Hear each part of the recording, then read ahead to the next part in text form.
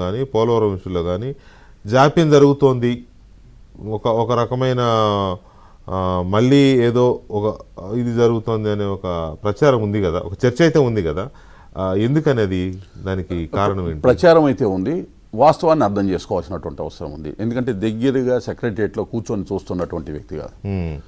ఇవాళ ఒక వ్యక్తి ఏదైనా ఒక పని ప్రారంభించకపోయినా పర్లేదు, ప్రారంభించిన పనిని అస్తవ్యస్తం చేస్తే దాన్ని తిరిగి ఆ డిజార్డర్ని ఆర్డర్లోకి తేవాలంటే పడేటటువంటి కష్టం ఏదైతే ఉందో అది మాటల్లో చెప్పడం చాలా కష్టం. అంత ఈజీ కాదులేదు, అది కరెక్టే. ఎందుకంటే ఎన్ని రకాలుగా డిస్టర్బ్ చేయాలో అన్ని రకాలుగా డిస్టర్బ్ చేసి ఇవన్నీ మనకి బయటకు కనపడవు. అవును, బయటకు కనపడేంటి ఫిజికల్గా అక్కడ జరుగుతున్నటువంటి వర్క్కు సంబంధించిన ప్రోగ్రెస్ మాత్రమే కనపడుతుంది. అయితే ఏదైతే 2019-24 విధ్వంసం గురించి ఎన్నిసార్లు మాట్లాడినా, ఏ శాఖలో మాట్లాడినా, ఏ విధంగా మాట్లాడినా ఎట్లాగో అమరావతికి సంబంధించి ప్రతి ఒక్కరికి తెలిసి ఏం జరిగింది అనేటటువంటిది. ఒకవైపు ఆ డిజార్డర్ని ఆర్డర్లోకి తెచ్చుకోవాలి. ఇప్పుడు కేంద్రము నిధులు ఇచ్చింది, వివిధ ఇన్స్టిట్యూషన్స్ నుంచి కూడా నిధులు రాబట్టుకోవడానికి ఆమోదం తెచ్చుకోవడం జరిగింది. కానీ పేపర్ వర్క్ ఒకటి ఉంది, దానికి ఆమోదించటం వేరు, అవి రావటం వేరు.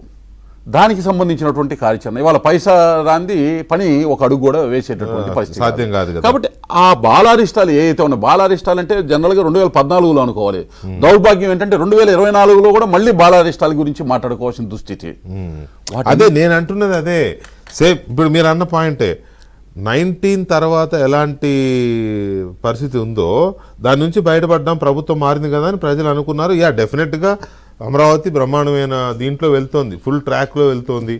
పోలవరం విషయంలో కొన్ని అనుమానాలు, లేట్ అవుతుంది అనేది ఉంది. అమరావతి విషయంలో కూడా ఇంకా జాప్యం జరిగి మళ్ళీ ఎలక్షన్స్ నాటికి కనుక దానికి రూపం రాకపోతే ఎలా అనే భయాందోళన. అసలు అది సందేహమే వద్దండి. ఎందుకంటే ఈ బాలారిష్టాలని ఏం చెప్పానంటే వర్క్ ఇన్ ప్రోగ్రెస్ లో బాలారిష్టాలు మళ్ళీ 2019-24 మధ్య జరిగిన విధ్వంసం వల్ల దాని నుంచి బయట వేసుకొని ట్రాక్ లోకి వచ్చేటటువంటి విధంగా దాదాపు ఇప్పటికే ఒక 20-25 మంది పనిచేస్తున్నారు.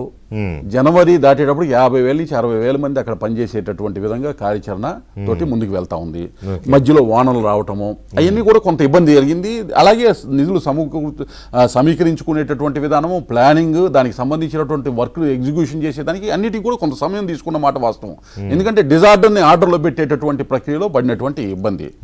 దీనిలో ఏంటంటే ప్రతి ఒక్కరికి కూడా, ఎందుకంటే దాదాపు అమూల్యమైనటువంటి 5 సంవత్సరాలు వృధా అయిన తర్వాత ఆశగా ఎదురు చూస్తున్నారు అక్కడ ఉండేటువంటి రైతులు కావచ్చు, లేకుంటే అమరావతి అనేటటువంటి ఆ స్వప్నానికి ఏదైతే ఉందో దానికి రీచ్ అయ్యేటటువంటి విధంగా నిర్మాణం జరగాలని వాంఛించేవారు ఎవరైనా కావచ్చు. అయితే దానికి సంబంధించినటువంటి ఈ ఇబ్బందుల నుంచి బయటపడినటువంటి పరిస్థితి ఏదైతే ఉందో ఇప్పుడు ముఖ్యమంత్రి గారు స్పష్టంగా చెప్పిన విధంగా 2027, 27, 28 మధ్యలోకి స్పష్టంగా విజిబుల్గా చూపించగలిగేటటువంటి అవకాశం ఉంది. ఎందుకంటే దాదాపు 15-20కి సంబంధించినటువంటి ప్రభుత్వ రంగ బ్యాంకులు కానీ, ఇన్సూరెన్స్ సంస్థలకి సంబంధించి అంతకుముందు ఆగిపోయింది. ఇప్పుడు దానికి